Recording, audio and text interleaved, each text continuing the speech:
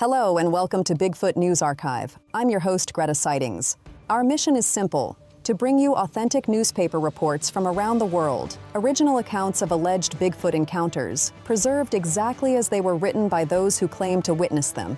This channel is for skeptics and believers alike. We do not embellish, reinterpret, or sensationalize these stories.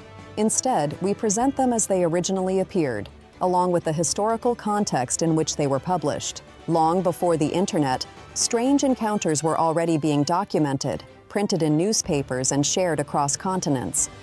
Today's account comes from the Daily Ohio Statesman newspaper dated June 25, 1868.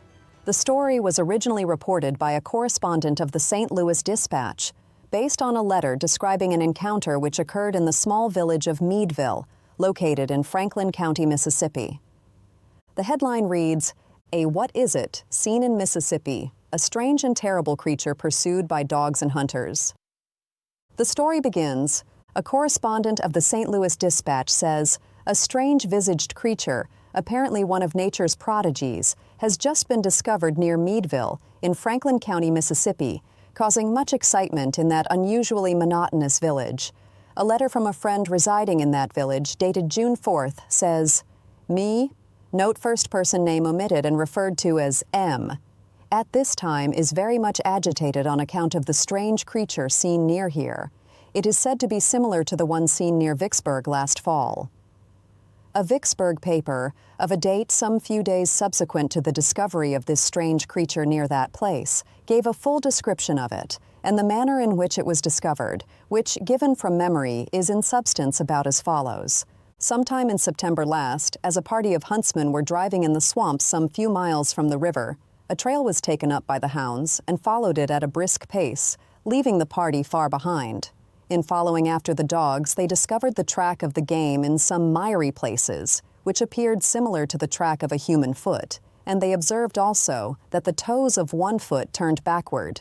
On coming up with the dogs, who were now baying, they beheld a frightful-looking creature of about the average height of man, but with far greater muscular development, standing menacingly a few yards in front of the dogs. It had long, coarse hair flowing from its head and reaching near its knees. Its entire body, also, seemed to be covered with hair 2 or 3 inches in length, which was of a dark brown color. From its upper jaw projected 2 very large tusks, several inches long.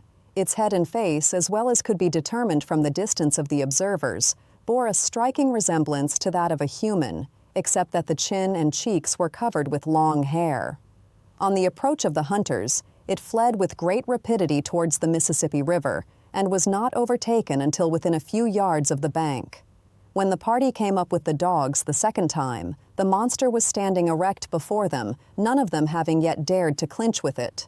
But when the dogs were urged by their masters, they endeavored to seize it when it reached forward and grabbed one of them, and taking it in its hands, pressed it against its tusk, which pierced it through and perished it instantly. Becoming alarmed at this display of strength, the hunters fired several shots at the creature, which caused it to leap into the river. It remained underwater several minutes and then rose almost its entire length above the surface, uttering shrieks which almost petrified the pursuers with terror. No similar sound had ever come to the ears of these men, who were all familiar with the howl of the wolf, the whining of the panther, and the hoarse bellowing of the alligator. After sinking and rising several times, it swam to the Louisiana shore and disappeared. Here are my 3 takeaways from this report. Number 1, unnatural tracks. Hunters followed a trail that looked human, but with a disturbing detail. The toes of one foot were turned backward. In modern terms, this could resemble a torsional deformity, where the foot is abnormally rotated. Such conditions can result from injury, arthritis, or congenital abnormalities, but even then, they are rare and typically impair mobility. Yet whatever made these tracks was moving quickly through swamp terrain, far faster than the hunters could follow, suggesting something far beyond a normal human condition. Number 2, a human-like but inhuman creature. When the hunters caught up, they encountered a creature the height of a man but far more powerful, covered in dark hair with long tusks projecting from its upper jaw. Its face appeared almost human, but not human enough. From a medical standpoint, humans can develop elongated canine teeth, but this is extremely rare.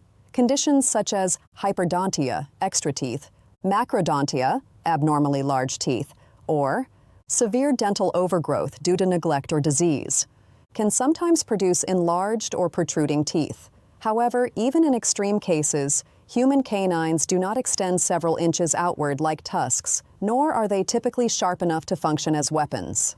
There are also historical cases of individuals with pronounced canines due to genetic variation or developmental anomalies, but these remain subtle by comparison, not exaggerated to the degree described in the report. Combined with the creature's full-body hair coverage, immense musculature, and animal-like aggression, the description moves beyond known human conditions into something that witnesses at the time struggled to categorize within any familiar framework. Number 3, strength and impossible escape. The creature slayed a hunting dog instantly, piercing it with a single motion, a level of force far exceeding that of an average human. Even more striking, after being shot at, it fled into the Mississippi River and remained submerged for several minutes. For comparison, an untrained human typically struggles to hold their breath beyond 30 to 90 seconds. When it resurfaced, it rose nearly its full height above the water, emitting a sound the hunters claimed no known animal could produce, before swimming across the river and disappearing. If you enjoyed this video, please select the subscribe button and don't forget to like this video so it will be shared with others. Please visit our website, www.bigfootnewsarchive.org, to view and download this newspaper article. We appreciate feedback and your thoughts. Please feel free to comment on this story. For Bigfoot News Archive, I'm Greta Sightings, bringing you the reports and letting history speak for itself.